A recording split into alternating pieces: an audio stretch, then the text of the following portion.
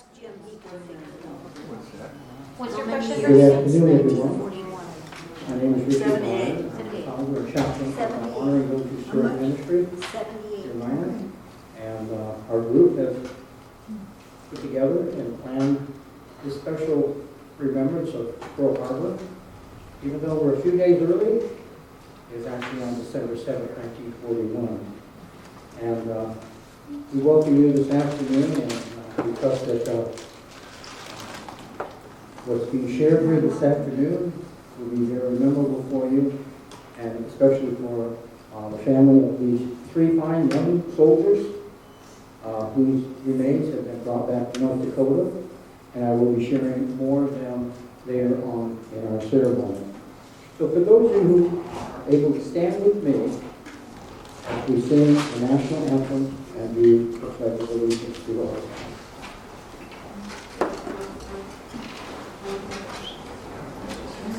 Oh, say, can you see by the dawn's early light what so proudly we hail at the twilight's last gleaming, whose flashlights and bright stars through the perilous time, for the ramparts we marched were so gallantly streaming.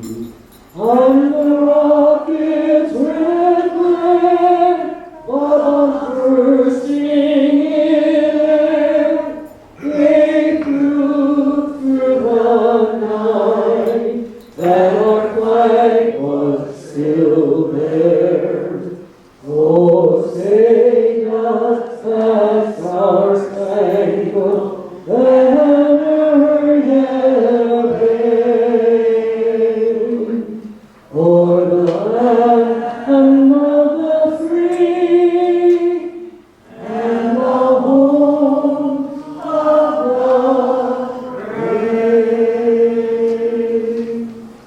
I pledge allegiance to the flag of the United States of America and to the republic for which it stands, one nation, under God, indivisible, with liberty and justice for all. And let us pray. Our dear Heavenly Father, on this annual recollection of the Pearl Harbor tragedy, we pray for thy compassionate blessings and guidance. Enable us to reflect clearly and consciously on our priceless heritage. Let us be determined to guard and preserve it through all trials and difficulties.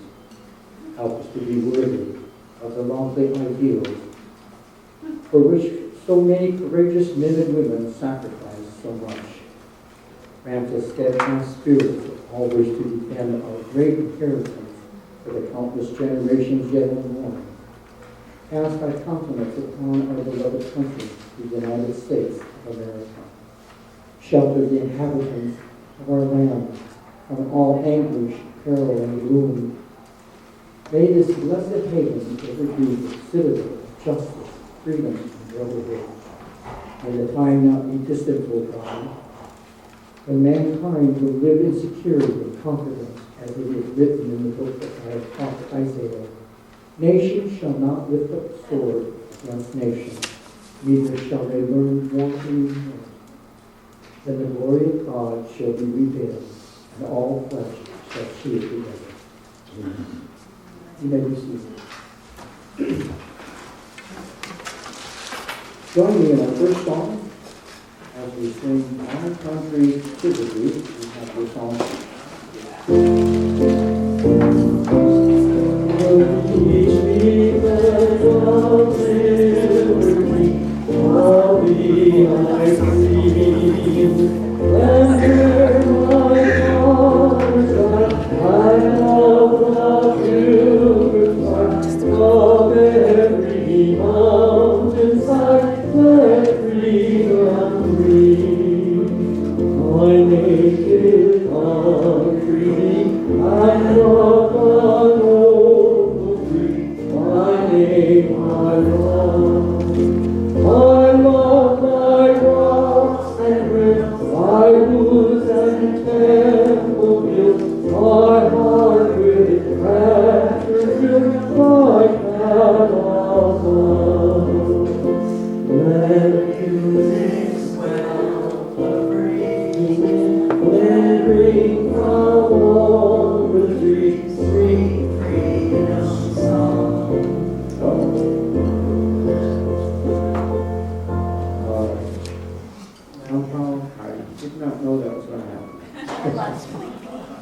But it's good to have accompaniment music.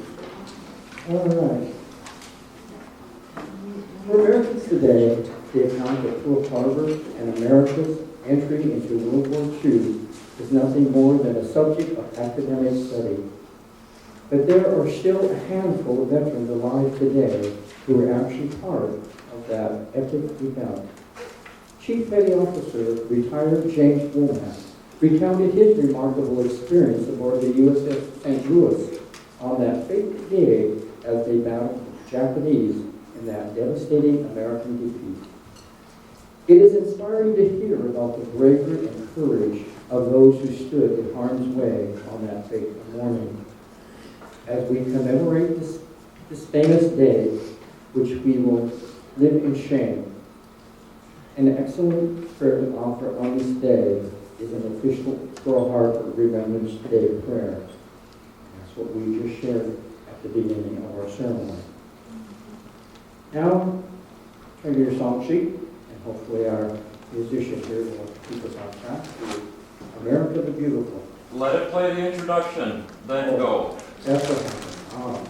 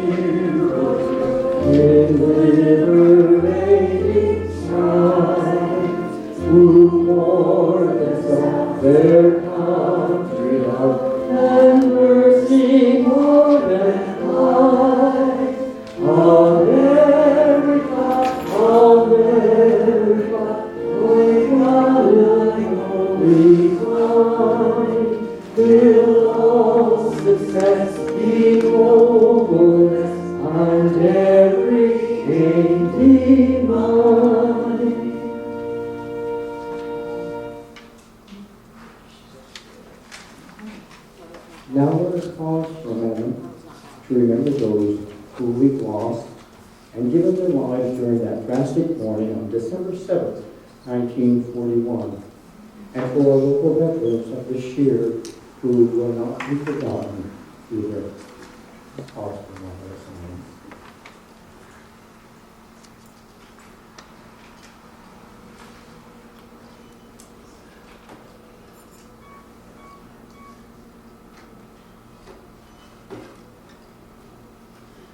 At this time, we will have the lighting of the candle and the placing of the red rose. Three of our young sailors, whose remains have been brought back to North Dakota, and I will share their story. Today, we light the first candle and placing a red rose on Gunner's Mate First Class Arthur Newsom Water of Pleasanton, North Dakota. Arthur served on the USS Oklahoma when the Japanese attacked Pearl Harbor on December 7, 1941. His remains were brought back to Fargo's Hector International Airport on June 21st, 2017. A public memorial service was held on Saturday, June 24th at 2 p.m. in the old Wellington School Gymnasium at the north end of Main Street, Wellington. A committal service at Hillside Cemetery was scheduled for 3 p.m. under the arrangements of Nelson's Funeral Home of Wellington. Arthur was assigned to the USS Oklahoma, which was moored at Fort Island, Pearl Harbor, when the ship was attacked by Japanese aircraft. The ship sustained multiple torpedo hits, which caused it to quickly capsize. The attack on the ship resulted in the deaths of many crewmen, including Arthur. No single vessel at Pearl Harbor, with the exception of the USS Arizona, suffered as many fatalities. Today, we light the second candle and placing a red rose on Fireman First Class Lawrence H. Faithful of Willow City, North Dakota. Lawrence was killed nearly 76 years ago during the attack at Pearl Harbor. His remains have been identified and brought home to North Dakota for full military honor and burial in Willow City on Saturday, August 13, 2017. A family service was held at the Nero Funeral Home in Rockville on Saturday, August 12, 2017. Lawrence was assigned to the USS Oklahoma, which was at Fort Island in Pearl Harbor, when the ship was attacked by Japanese aircraft on December 7, 1941. The Oklahoma took multiple torpedo hits and capsized quickly.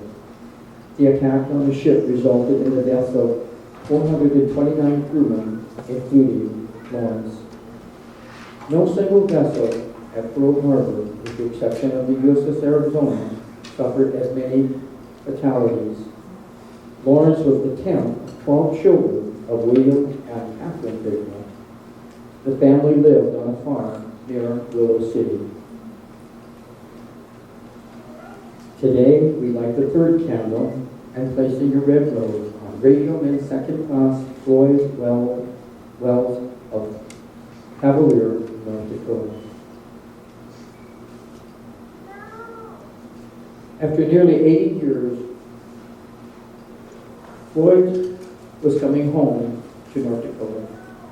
The remains of Floyd, who died in the Japanese attack on Pearl Harbor on December 7, 1941, was identified through DNA testing and returned to his family for burial at the North Dakota Veterans Cemetery in Mandan on October 1st, 2019. Floyd enlisted in the U.S. Navy in 1938, a few years after graduating from high school at Fairdale in northeast North Dakota. In December of 1941, he was one of 5 radio operators on the USS Arizona when it was attacked by Japanese aircraft, killing 1,177 crewmen. The battleship was struck by a bomb that penetrated its powerful magazine, which caused a collapsing explosion and ignited the fire. The ship burned 2 days in the aftermath of the attack. At this time, if you're able to stand with me, as the folded American flag is placed on the memorial wreath in honor of our 3 young men who are now with us in their home state of North Dakota. And after the flag has been placed on the wreath, Steve Ickley will present hats.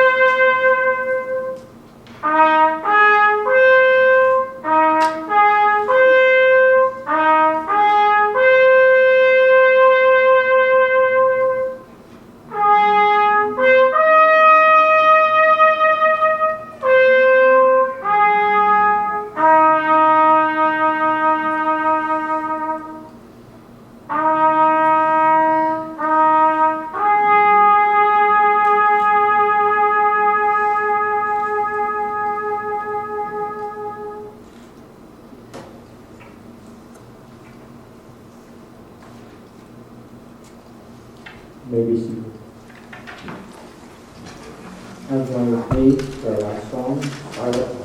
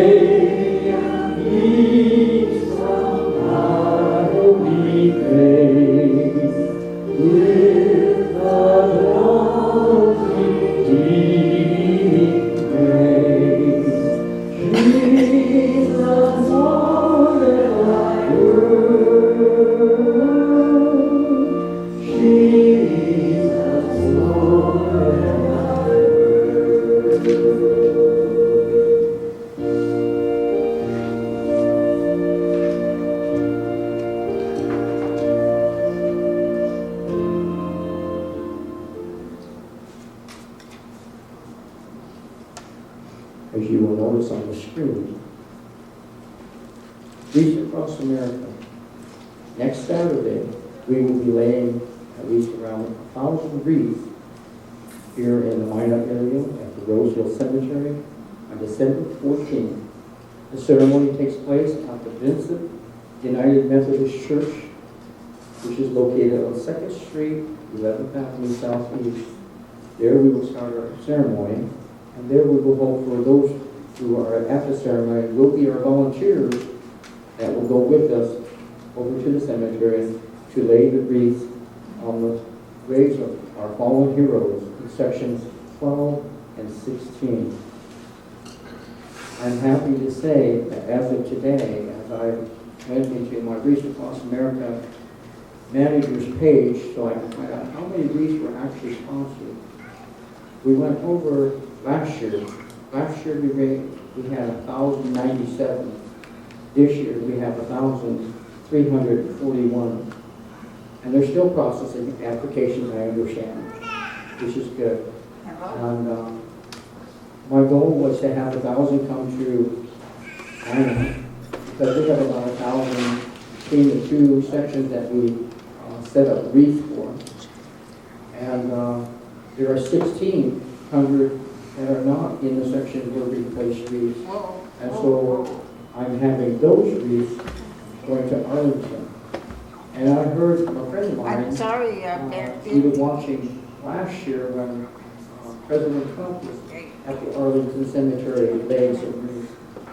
And my friend overheard him say something about North Dakota. And made me feel good knowing that our wreaths were going to Arlington. We don't know how many are in Arlington that are from North Dakota. We don't even know how many are there from Minot. Wouldn't it be interesting to know?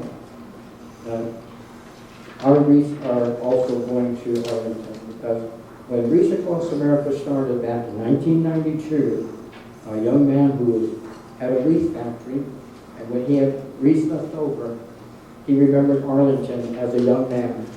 And he was 12 years old. He won a trip to Washington, D.C. for having the highest number of newspapers that were subscribed. And so he was 12 years old. And when he came back from his trip, the one thing that stood in his mind was Arlington. And I am grateful that, God spoke to my heart 6 years ago. And for me to bring Wreaths Across America to Minot. It didn't start that way. It started where I was thinking of, at Christmas time, about putting wreaths on our veterans' graves, not to decorate them, but to honor their family members. Because, most of us can remember the times, and even today, most of us are planning our family holiday traditional meals. But there's in a home somewhere, maybe many homes, there's a family without that member who served our country so that we could have the freedom today to do what we're doing right now in remembering those who were involved in the Pearl Harbor attack. But there's a missing person at a table. And I can visualize being in that home and seeing a beautiful table decorated with the Christmas holiday fancy dishes and stuff. I didn't have those when I was growing up. We didn't use paper plates though. We had dishes. But I'm sure that at the head table, there was a picture of a soldier who's missing from that table. Just so that the family knew that their table of Christmas dinner was complete. Without that photo, it was not a complete traditional Christmas table, So as you celebrate Christmas this year, wherever you may be, whether it be here at Wellington, whether it be those of you who are guests here, whether it be at your family table, take a moment and pause and remember those we've lost in these past years. We've lost many this year. I know. I'm part of the honor guard team that goes out and does military rites for funerals. And Steve, who's our bugler, plays counts, so they're pretty much most of them. And Christmas is not Christmas when we don't even think of our loved ones. And thanking them for the freedom that we can celebrate the birth of our Lord Jesus Christ. And to remember that, because that is the reason for this season. So with that, I would like to ask, how many veterans do we have that are among us? If you raise your hand, you don't have to stand, just raise your hand. I just want to see how many veterans we have, even the staff, there's some staff people here, and we want to thank you for your service, for the freedom that we have to be here and share this. But I never forget this one. Some of you are wondering, well, how about the family? How many family members have had someone who served? It may be a spouse, maybe a sibling, or a parent. We want to recognize you as well. We don't want to leave you out, because you're part of that freedom as well. You're part of the sacrifice that was given to those young men and women. And maybe Christmas time, remember our soldiers, men and women who are serving in other countries, away from their country and away from their family, even during Christmas. I remember being in Okinawa. That was my Christmas one year. And it was okay, but I would rather be with my family. And I'm sure many of those men and women who are overseas say the same thing. So let us pray the Lord's Prayer together. Our Father, who art in heaven, hallowed be thy name. Thy kingdom come, thy will be done, on earth as it is in heaven. Give us this day our daily bread, and forgive us our trespasses, as we forgive those who trespass against us. And lead us not into temptation, to deliver us from evil. For thine is the kingdom, and the power, and the glory forever. Amen. The Lord bless you and keep you. The Lord make his face to shine upon thee, and be gracious unto thee. The Lord lift up his countenance upon thee, and give thee peace. Amen. This concludes our Pearl Harbor Day Memorial Service. Thank you for helping me share this moment with you. And God bless you. Bless our servicemen who we lost, who suffered such a tragedy that our country is ever faced. And God bless our troops of our country, wherever they may be. Thank you.